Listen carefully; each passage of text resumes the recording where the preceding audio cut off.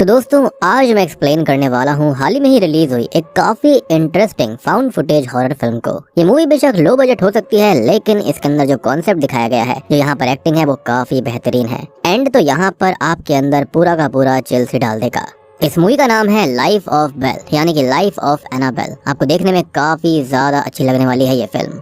इस मूवी को डायरेक्ट किया है शॉन रॉबिन्सन ने। इस मूवी के अंदर 2018 में एनाबेल नाम की एक लड़की जो होती है वो अपने घर से ही कहीं गायब हो जाती है। उसका क्या हुआ कोई भी ट्रेस कभी नहीं मिलता। ऐसा लगता है कि जैसे उसे हवा में ही कहीं गायब कर दिया गया हो। और यहाँ पर जो पूरी की पूरी कहानी होगी वो यॉर्क कंट्री की पुलिस ने एक फुटेज रिलीज करी होती है, जो कि वो खुद ही बनाया करती थी, जिसके चलते उसको ढूंढा जा सके। और दोस्तों मैंने हाल ही में ही वुल्फमैन नाम की एक फिल्म को एक्सप्लेन किया है। अगर आपने मिस कर दी है तो जल्दी से जाकर देख लीजिए। उसका लिंक आपको नीचे डिस्क्रिप्शन पिन कमेंट में मिल जाएगा। तो चलिए अब बिना किसी देरी के चलते हैं सीधा वीडियो की तरफ। तो कहानी की शुरुआत यॉर्क कंट्री से होती है, जो कि साउथ कैरोलिना में है, जहां पर ये दोनों ही आए थे एक घर पर इन्वेस्टिगेशन करने के लिए। दरअसल पड़ोसियों ने इस घर के बारे में कंप्लेंट दी थी, क्योंकि वहां से अजीबोगरीब आवाजें आ रही थी। पुलिस के वहां पहुंचने पर उन्हें किसी बच्ची के चिल्लाने की आवाज आती है। अब ऑफिसर्स दरवाजे पर दस्तक देते हैं, लेकिन अंदर से कोई भी रेस्पॉन्स नहीं आता। जिसके बाद मजबूरन ये ऑफिसर्स बैक डोर पर जाते हैं, जहाँ पर उनको एक लेडी की लाश मिलती है। खैर अब पिछले दरवाजे को खोलने के बाद वो अंदर जाते हैं, जहाँ पर एक ऑफिसर एम्बुलेंस के लिए कॉल करता है और दूसरा आगे बढ़ता है, जहाँ पर उसे 2 और लाशें मिलती हैं। जिसके बाद सीन चेंज होता है और न्यूज में इसके बारे में बताया जा रहा था। ये शॉकिंग न्यूज बन चुकी थी। न्यूज रिपोर्टर ये बताती है कि मरने वाले लोगों में मिस्टर एंड मिसेस स्टार्न्स थे,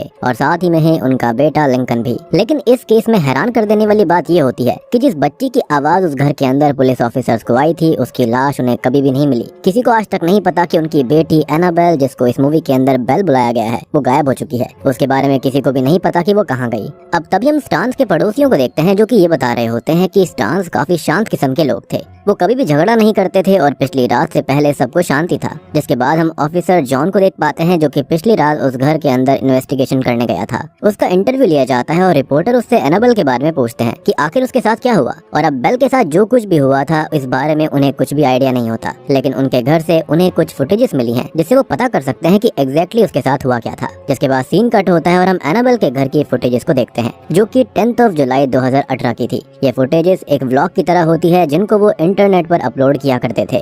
तो बेसिकली उन लोगों के साथ में क्या हुआ था, इन्हीं रॉ फुटेजेस के जरिए, इन्हीं व्लॉग्स के जरिए आगे हम मूवी के अंदर और कहानी के अंदर देखने वाले हैं। अब हम बेल के माता पिता को देखते हैं, जो कि बेल को एक सरप्राइज देने वाले थे। वो उसके रूम में जाते हैं, जहाँ पर वो सो रही होती है। उसके माता पिता उसे सरप्राइज करते हुए कैमरा गिफ्ट में देते हैं, जिसको देखकर वो काफी खुश हो जाती है। बेल को हमेशा से एक यूट्यूब इंटरनेट क्वीन बनना था।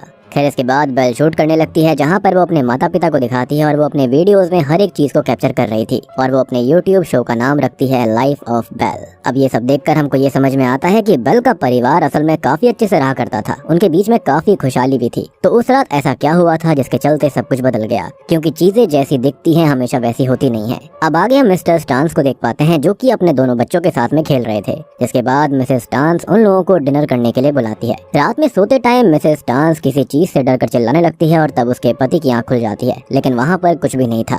अब सीन 11 जुलाई को आता है, जहाँ पर ये लोग बाहर घूमने जाते हैं, जहाँ मिस्टर स्टार्न्स उनकी वाइफ से दोबारा कल के बारे में पूछते हैं, लेकिन वो उसे कुछ भी नहीं बताती। वो ये कहती है कि इसके बारे में वो बाद में बात करेंगे। जिसके बाद सीन चेंज होता है, जहाँ पर ये लोग घर आ चुके थे। अब तभी हम बेल को देख पाते हैं, जो कि अपने भाई के साथ खुद की वीडियो रिकॉर्ड करते हुए खेल रही होती है, कि तभी बैकग्राउंड से उसकी माँ के चिल्लाने की आवाज आती है। जिसके बाद वो उनको देखने जाती है। उसकी माँ के साथ उसके पिता भी होते हैं, और उसकी माँ के बर्ताव को देखकर ऐसा लग रहा था जैसे कि उसे पागल बन के दौरे पड़ रहे हों। अब बेल के पिता अपनी वाइफ से ये पूछते हैं कि क्या उसने अपनी मेडिसिन ली हैं, लेकिन इसका वो कोई जवाब नहीं देती। यानी कि उनको कोई ना कोई दिक्कत थी, जिसके चलते वो मेडिसिन लिया करती थी। अब मिसेस स्टार्न्स के हस्बैंड ये भी कह देते हैं कि उसको ये ट्रिप कैंसिल कर देनी चाहिए, क्योंकि उसकी तबीयत ठीक नहीं है। लेकिन मिसेस स्टार्न्स ये बोलती है कि वो ट्रिप को कैंसिल ना करे, क्योंकि इसके चलते उसके बॉस उससे नाराज हो जाएंगे और वो अपनी मेडिसिन को टाइम टू टाइम लेती रहेगी। खैर अब यहाँ पर हम उसके हस्बैंड को देखते हैं, जो कि उसे शांत करवा रहे होते हैं। अब रात का सीन आता है, जहाँ पर पूरा परिवार आग जलाकर मार्शमैलो को भूनकर खा रहा था, जो कि काफी डेलिकेसी मानी जाती है। इनफैक्ट ये खाने में काफी अच्छा भी लगता है। इसी बीच वो एक दूसरे को हॉरर स्टोरीज भी सुनाते हैं, जहाँ पर मिस्टर स्टार्न्स अपने बच्चों को एक हॉरर स्टोरी सुनाता है।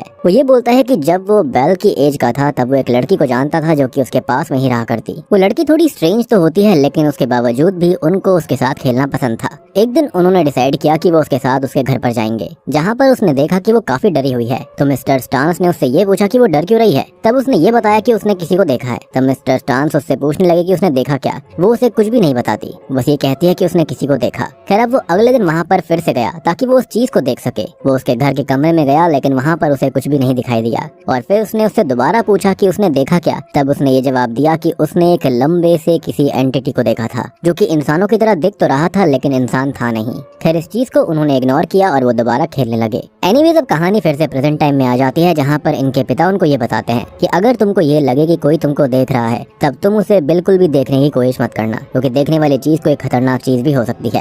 खैर ये कहानी उनके पिता ने उन बच्चों को खाली डराने के लिए सुनाई थी। जिसके बाद 12 जुलाई 2018 का समय आता है जब मिस्टर स्टांस अपने बिजनेस ट्रिप पर जाने वाले थे। जाने से पहले वो अपने बच्चों को बाय कहते हैं और बेल को ये बोलते हैं कि जब वो वापस आएंगे तब वो उसकी यूट्यूब चैनल बनाने में और भी ज्यादा हेल्प करेंगे। मिस्टर स्टांस के जाने के बाद मिसेस स्टांस अपने बच्चों को पार्क में खेलने के लिए ले जाती है। अब पार्क में खेलने के बाद उन बच्चों को भूख लगने लगती है। तब वो उनकी मॉम को इसके बारे में बताते हैं, लेकिन उनकी माँ अचानक से बिल्कुल फ्री सी हो गई थी, मतलब कि वो उनकी बात पर कुछ भी रिएक्ट नहीं करती। लेकिन 2-3 बार बोलने के बाद वो उनकी बात सुन लेती है और हम देख पाते हैं कि उनकी माँ के साथ कुछ तो दिक्कत थी। खैर घर आकर वो उनके लिए लंच बनाती है, जिसके बाद रात में वो सोने के बजाय घर में घूमने लगती है। साथ ही साथ वो ये भी कह रही थी कि वो उसे उसके बच्चों को नहीं ले जाने देगी, वो उसे अकेला छोड़ दे। और उसने बस यही रट लगाई हुई थी मानो कि कोई उसके बच्चों को ले जाने की बात कर रहा हो, लेकिन वहाँ पर कोई होता नहीं है। अब सीन 13 जुलाई की तरफ आ जाता है जहाँ पर दोनों बच्चे व्लॉगिंग करते हुए बाहर खेल रहे थे। इसी बीच उनकी माँ अपने हस्बैंड को कॉल करती है और कहती है कि जब वो वापस आ जाएगा वो लोग दूसरा घर देखने चलेंगे, और उसके हस्बैंड इस बात से मना कर देते हैं। वो कहते हैं कि यहाँ पर बिल्कुल सब कुछ सही है, दिक्कत क्या है यहाँ पर। जिसके बाद सीन रात की तरफ आता है जहाँ पर हम मिसेस स्टांस के रोने की आवाज सुन पाते हैं। वहीं दूसरी तरफ बेल अपने रूम में नाच रही थी, मस्ती कर रही थी। तभी उसे अपनी माँ की आवाज आती है, जिसके बाद वो अपनी माँ को देखने जाती है, लेकिन तभी उसकी माँ जोर से चिल्लाने लगती है, जिसके बाद वो डर कर अपने रूम में वापस आकर सो जाती है। अब सीन 14 जुलाई की तरफ आता है जहाँ पर हम बच्चों को खेलते हुए देखते हैं और बेल अपनी माँ से ये पूछती है कि क्या कल रात वो रो रही थी, जिस पर वो कहती है कि नहीं तो वो तो टीवी देख रही थी और शायद से उसने टीवी की आवाज सुनी होगी। खैर अब इन सब के बाद में मिस्टर स्टांस का कॉल मिसेस स्टांस के पास में आता है और वो उससे बात करने लगती है। मिस्टर स्टांस अपनी बीवी से ये कहते हैं कि उसकी हरकतें काफी अजीब हैं, जो कि उसने नोटिस करी थी अपने घर के सीसीटीवी कैमरा में, और ये कैमरा उन्होंने बच्चों के लिए लगवाया था। अब मिसेस स्टांस इस बात से चिढ़कर ये कहती है कि कैमरा उन्होंने बच्चों के लिए लगवाए हैं, ना कि उसके ऊपर नजर रखने के लिए। यहाँ पर मिस्टर स्टांस समझ चुके थे कि उसकी वाइफ की तबीयत ठीक नहीं है और शायद से वो दवाइयाँ भी ठीक से नहीं ले रही हैं। माइट भी हो सकता है कि मिस्टर स्टांस ने जो कहानी बचपन की सुनाई थी और वो जो अजीब लड़की थी वो कोई और नहीं, शायद से उनकी खुद की बीवी हो सकती है, क्योंकि यहाँ पर भी उनको कोई अजीब सी एंटिटी या फिर कुछ ऐसी चीज दिख रही है जिससे वो बात कर रही थी। खैर इन सब के बाद में सीन रात की तरफ आता है जहाँ पर दोनों बच्चे फ्रीज टैग खेल रहे थे। ये गेम बिल्कुल हाइड एंड सीक की तरह होता है, लेकिन रूल्स इसके अलग होते हैं। साथ ही साथ लिंकन छुप जाता है और बेल उसको ढूंढने लगती है। अब उसको ढूंढते हुए वो दूसरे रूम में जाती है जहाँ पर वो उसको ढूंढ लेती है, लेकिन वहाँ पर उनकी मॉम भी थी जो कि कुछ बड़बड़ा रही होती है। उनको ऐसा करते देख वो दोनों डर जाते हैं और बेल के रूम में आ जाते हैं और वो दोनों आज वहीं पर सोने वाले थे। उन्हें अपनी माँ से बहुत डर लग रहा था। खैर अब 15 जुलाई का सीन आता है जहाँ पर दोनों बच्चे खेल रहे होते हैं। वो दोनों अपनी माँ के बारे में सोच रहे थे कि आखिर उन्हें हुआ क्या है। उन्हें लगता है कि उनकी माँ बस डैड को याद कर रही होंगी।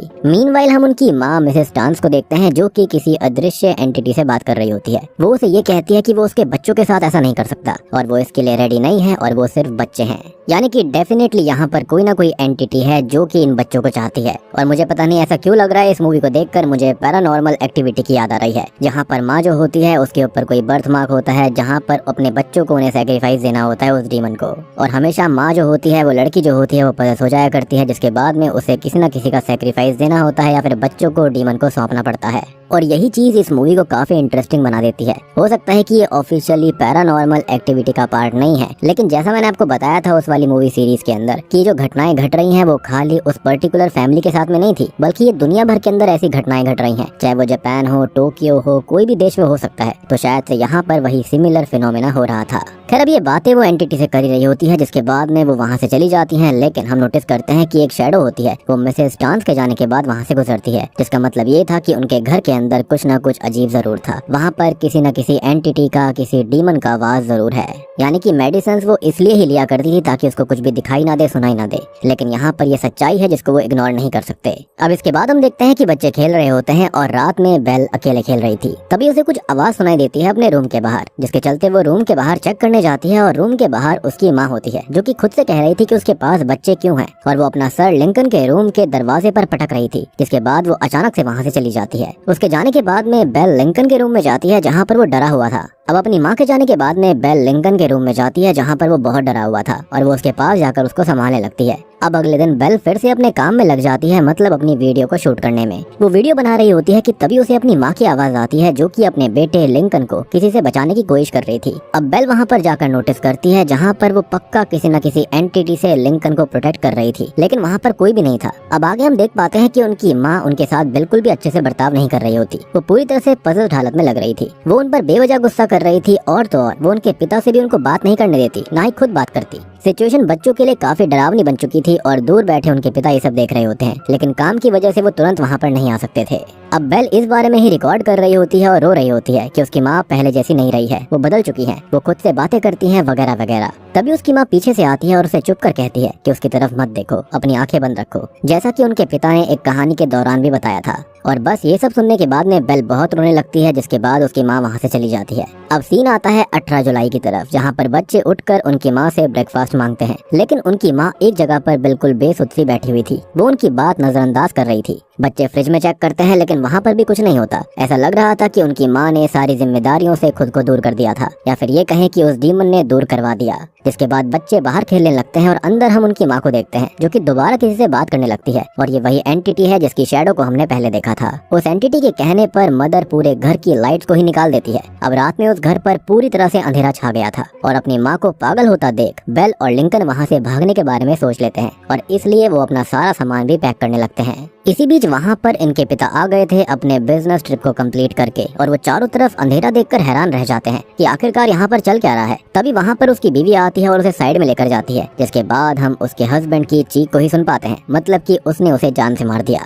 जिसके बाद हम बेल को देखते हैं जो कि नीचे जाती है। इसी बीच उसे कुछ आवाज आ रही थी और वो उसकी माँ की आवाज थी, जो कि दरवाजा ब्लॉक कर रही होती है। घर पर उसने फर्नीचर वगैरह रख दिया था इसलिए ताकि बच्चे वहाँ से बाहर ना भाग पाए। ये सब उसने उस डीमन के इन्फ्लुएंस में किया। जिसके बाद वो दोनों बच्चे अपनी माँ को देखने के लिए जाते हैं और वो किचन में थे, जहाँ पर उनकी माँ एकदम उनके सामने आकर उनको डरा देती है, जिससे कि वो बचकर भागने की कोशिश करते हैं और वो भी उनके पीछे लगी हुई थी। लेकिन इसी बीच लिंकन पीछे रह जाता है और तब बेल उसे लेने जाती है, लेकिन उनकी माँ वहाँ पर आती है जिसके हाथ खून से रंगे हुए थे और ये उसके खुद के हस्बैंड का खून था। वो लिंकन को पकड़ लेती है और कहती है कि वो उसे प्रोटेक्ट कर रही है और उसकी आंखों पर हमला कर देती है और लिंकन वहीं मारा जाता है। इससे बेल इतनी ज्यादा डर गई थी कि वो जाकर छुप जाती है, यानी कि उनकी माँ पागलपन की हाइट्स पर जा चुकी थी। लेकिन जो बेल की माँ होती है वो अब हर जगह उसे ढूंढने लगती है। जिसके बाद बेल नीचे छुप जाती है, लेकिन उसकी माँ उसके पास आ गई थी और वो उसको ये कहती है कि वो उसे बचा रही है। लेकिन बेल उससे काफी डर चुकी थी और वो उसे एक गेम खेलने के लिए कहती है, लेकिन बेल उसकी बात नहीं मानती। बेल की माँ अब अपनी आंख को ही कट करने लगती है। ये बहुत ही शॉकिंग सीन था। ये देखकर बेल और डर जाती है और थोड़ी देर में उसकी माँ भी गिरकर वहीं पर खत्म हो जाती है। यानी कि मुझे ऐसा लगता है कि वो अपने आप को और अपने परिवार को डीमन को एज अ सैक्रिफाइस नहीं देना चाहती थी, जिसके चलते उसने सबको ही मारना शुरू कर दिया। खैर अब इसके बाद बेल बची हुई थी और यहाँ पर हम उस डीमन को देखते हैं जो कि कैमरा के करीब आता जाता है और हम नोटिस करते हैं कि कैमरा की फुटेज के अंदर ग्लिच हो रहा था। और हम जानते हैं कि ऐसी एनर्जीज यानी कि नेगेटिव एनर्जी जब भी किसी डिवाइस के करीब आती है तो वहाँ पर ग्लिच होने लगता है, जिसके चलते कैमरा यहीं बंद हो जाता है और यहीं से बेल गायब हुई थी, यानी कि वो डीमन उसे ले गया था। और यही वो पल होता है जब उसके पड़ोसियों ने पुलिस को कॉल करके बुलाया था और बेल की आवाज भी आई थी। लेकिन जब पुलिस वाले अंदर जाते हैं तो वहाँ पर उन्हें बेल मिलती ही नहीं है, क्योंकि डीमन उसे अपनी दुनिया में ले गया। माइट भी वो उनकी माँ को ले जाना चाहता होगा, लेकिन वो बेल को अब ले गया। ऑब्वियस सी बात है, वहाँ पर कोई और बचा ही नहीं था, तो बेल के अलावा कोई ऑप्शन नहीं था डीमन के पास में। शायद से कोई ना कोई डील जरूर हुई होगी, तभी तो वो कह रही थी कि काश उसके बच्चे होते ही ना। एनीवेज अब यहाँ से सीन चेंज होता है, जहाँ पर हम देखते हैं कि पुलिस ने इस वीडियो को पब्लिकली अपलोड कर दिया है ताकि बेल के बारे में किसी को कुछ तो पता चल सके। और बूम, इसी के साथ में ये मूवी यहीं पर खत्म हो जाती है। तो दोस्तों ये थी लाइफ ऑफ बेल फिल्म की कहानी। उम्मीद करता हूँ कि आपको ये भयानक फाउंड फुटेज हॉरर फिल्म पसंद आई होगी। अब देखो मेरे हिसाब से तो यही हुआ है कि पक्का इसकी जो माँ थी, यानी कि जो एनाबेल की माँ होती है, उसके भी परिवार वालों ने कोई ना कोई रिचुअल या फिर कोई ना कोई डील डेविल के साथ करी होगी, जिसके चलते उन्हें अपने बच्चे का सेक्रीफाइस देना था। लेकिन वो लोग इस चीज को बहुत लेट करते आ रहे थे, डिले करते आ रहे थे, जिसके चलते डीमन की नजर खुद ही एनाबेल पर पड़ गई। अब स्टार्टिंग में डीमन जो होता है वो शायद से एनाबेल की माँ को ही उठाना चाहता होगा, लेकिन जब उनकी शादी हो गई तो एनाबेल के जो पिता थे उसके चलते ही डीमन उनको ले नहीं पाया था। लेकिन अल्टीमेटली डीमन ने उसके पूरे परिवार को मार डाला और उसके बाद वो एनाबेल को अपने साथ ले गया। माइट भी ये विचेस के ही खानदान से हो सकती थी, जिसके चलते ये परफेक्टली सूटेबल थी डीमन की आर्मी को बनाने के लिए, क्योंकि इसके अलावा मूवी के अंदर और कोई एक्सप्लेनेशन मुझे समझ में नहीं आती। हालांकि उम्मीद करता हूँ कि आपको ये कहानी समझ में आई होगी, पसंद आई होगी। पसंद आई है तो वीडियो को लाइक कर दीजिए, चैनल के ऊपर नए हैं तो सब्सक्राइब कर देना। तो मैं आप सबको मिलता हूँ अगली वीडियो के साथ में, तब तक के लिए